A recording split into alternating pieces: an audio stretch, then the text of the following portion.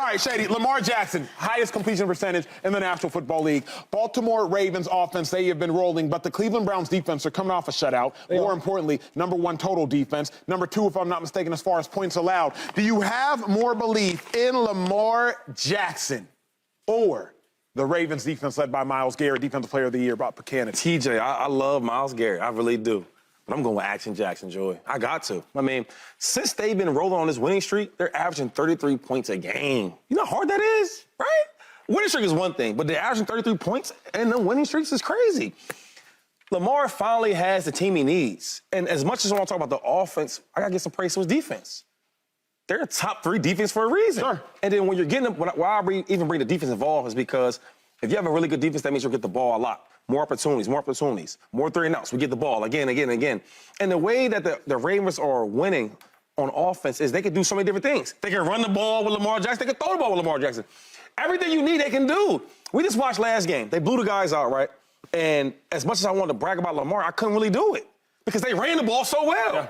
They're winning. They're finding ways to win in different ways, and I love that about this Ravens offense. So when we watch this game this weekend, I'm telling you right now, Lamar Jackson's going to show up. But here's the problem, Shady. As great as the Ravens offense is playing, and they are playing great, they balling. I haven't heard enough from you about this Cleveland Browns defense. Because Myles Garrett is a front runner as it stands right now for Defensive Player of the Year. Y'all have seen him play. He's hurdling people on field goal. He's blocking kicks. He's getting 3.5 sacks in different games. He's single-handedly winning games. Look no further than the Indianapolis Colts game. Myles Garrett and this defense, TJ, Myles Garrett and this defense, Joy, they have been absolutely phenomenal. I actually have more faith in the Browns defense. It's not to say that they will win the game, but it is to say that at a minimum, they will do a great job containing Lamar Jackson. Remember, last time they met each other, the Ravens offense had 296 yards.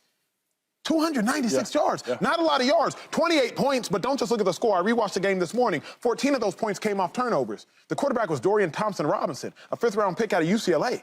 He wasn't even elite in college. Let's not get it twisted. So when I'm thinking about it, TJ and Joy, I actually have more faith in the Browns defense. TJ, where do you stand? I got to roll with Lamar because he's been consistently great since he stepped into the league. And football's a complementary sport. And yeah, the Browns have a great defense, but the Ravens defense is so good that they are going to keep Lamar in the game. #1 in points allowed in the league defensively. And so as bad as you want to say Cleveland's defense, oh, they dominate. They do. When you look at Myles Garrett, Za'Darius Smith on the edge, what Jim Schwartz has brought to that defense, I don't know what he's done, but Joe Woods last year, it makes him look like, what were you doing as a coach? Because this defense really is what you said. They're basically impenetrable. It's hard to get yards, but Lamar is just playing at a different level this year. And they can run the ball, they can pass the ball, but more than anything else, if he's not playing well, like you spoke of in the first week, the first time they played, yeah, Lamar had a good game, but he had 2 rushing touchdowns, 2 passing touchdowns. But his defense won him the game. Correct. And so their defense is good enough, whereas Cleveland's offense, good point. They got to bring something to the party. Yeah. Yeah, I have to go with Lamar Jackson. And we haven't really talked about him in the MVP conversation yet. We've thrown a lot of names out there. A few of us picked him to win MVP this year. That's it wasn't me. I think it was Shady. I picked him. I think it was Emmanuel. I picked him. Yeah. He's in that conversation as well, the way that he's playing right now and the way that this team is playing. I hear you on the Browns defense, and they probably deserve more credit than we're all giving them. But you said unstoppable object. What's the phrase? I'm going to butcher it. Immovable. Unstoppable force, immovable object. I'm going to go with the unanimous MVP in this situation. I'm going to go with Lamar Jackson because of the level that he's playing at and because of what Shady said. They can win in different ways. This defense is going to try and take something away. But what Lamar and the Ravens have been able to do offensively this year is if something's not working, you do the other thing. That's right. And they're capable of doing that at a high level. So if I have to choose, I'm going to go with Lamar. And we're talking about, they're at home. Yeah. One thing about the Ravens is they win a lot of games on the road. Sure. They got a home for a little bit. So you're going to see that crowd getting the Baltimore fans. Like, that's something they've been missing because they've been on the road for so much.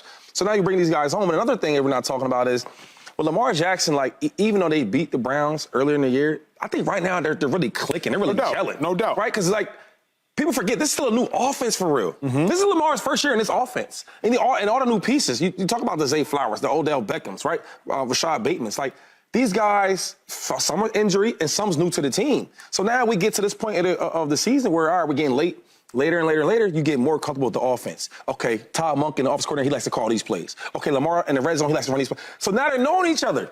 So now you get all that going on, and you about to play a good defense? I gotta go with the Ravens. Here's what's interesting. They clicking right now, Acho. On the flip side, though, big dog, the first time that the Browns saw the Ravens was the first time that the Browns saw the Ravens. Okay. And so that was the first time they were seeing the Todd Monken offense. I'm thinking now this Cleveland Browns defense, it just matches up really, really well. Now, it does match up, It matches up really well. Match up. Newsome at corner, Yep. Del Pitt at safety coverage-wise, Denzel Ward. Yeah, yep. It matches up well, but who we haven't talked about yet, surprisingly, Deshaun Watson.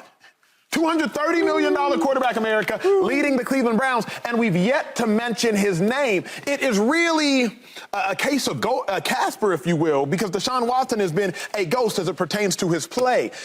Joy, what kind of statement, or at least does Deshaun Watson need to make a statement game? Does he need a statement game? Yes, he's never had a 300-yard passing game as a Brown. And it's weird because they're winning. They're 5-3. Yep. And he's winning. They're 4-1 when he plays. Yep. But it's been, as you said, very quiet. We expected him to come in this year and play at a very high level. Well, they're winning games, so you can't really be mad at that. But we all know if we expect this Browns team to contend in the postseason, he's going to have to be a big part of the reason why they are winning. Because they're going to go up against these tough opponents, and he's going to have to show up. And he really hasn't yet. He has, in his 11 starts, he has 3 games with multiple passing touchdowns and no interceptions. Now, the Browns are 3-0 in those games, but he has to make a statement. It's time. Not just for morale or, just to put them on a path of winning. Like I said, they are winning. But if we're going to really consider them to be contenders outside of what their defense has been doing over the past few weeks and playing at the level that they're playing, he needs to be a part of that. We know that the league skews offense. Yep. The best player, the player that's paid $230 million, is going to have one of those performances, not just to justify that, but to actually win them big-time games. Deshaun Watson needs to make a statement. This is why he was brought to Cleveland, for games like this. Like, you give a man $230 million, he's giving you 180 yards per game passing, and he's 4-1 as a starter. That one loss was earlier to the Steelers when, in essence, he gave that game to the Steelers. The defense played great. Deshaun Watson gave that game to, he, in essence, could be undefeated this season as a starter. And so for Deshaun Watson, whether he gets back what he was in Houston, he needs to come close to that. If he's not close to that, the Browns don't have a chance. I don't care how good your defense is. He needs to play his part, and you can't win in spite of him. You need to win because of him. And so if they can do that, now the Cleveland Browns are a complete team. But the fact that 32nd in the league in passing, Deshaun Watson is 32nd. That's last. And so your paycheck is saying you should be somewhere in the top, but your production has you at the bottom. You know what's funny about this whole situation, this topic, is when we were going through like the pre-show meetings and we were talking about this topic of Lamar Jackson versus the Cleveland Browns defense. And I'm saying, like, how we got 2 quarterbacks that's $200 million worth of contracts and we're not talking about that? Right. Deshaun Watson has to make a statement. And if it's not gonna be this game, when's it gonna be? Because this team is winning, all right? And I don't want to say that it's because of him, because it's not. And I think Deshaun Watson, them days is gone. I've been waiting. Yeah, I'm saying, look, man. It's over? It's over? You're not just going to slide that statement in the show. You know what? What you mean? Last year, What you mean? I'm about to tell you. Last year, I was defending, like, you know what? Hey, he hasn't had a full season. He's been away from football for so long. Give a guy some grace period. We know who Deshaun Watson is. Then I start watching him a little bit more. Get a whole offseason, get a whole training camp, everything you need. Got weapons and all that, right? Then we get to this point, where is he at? Even before he got hurt, some of that stuff was embarrassing when he was playing. And I can't sit here and just watch that. And so when you ask me these questions about Deshaun Watson and Lamar Jackson, it's crazy that we're not having a conversation about them competing against each other. Right. Josh Allen just played Joe Burrow. We talked about that. We couldn't wait to talk about it. With big quarterback matchups, that's something that the NFL lives on.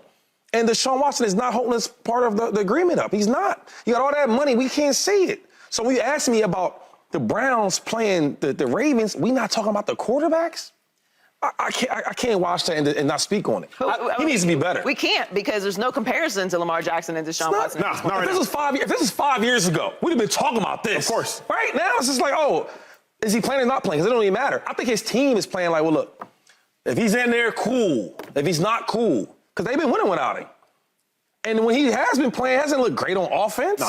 When they play games like this, they can't win if he doesn't hold up his end of the bar. They can't win. You can't beat a Ravens team without Deshaun Watson playing I think well. Deshaun Watson needs one of those, this is why we brought you here games. Yes. Remember Derek Carr, even week 1, Derek Carr, Saints were playing the Tennessee Titans.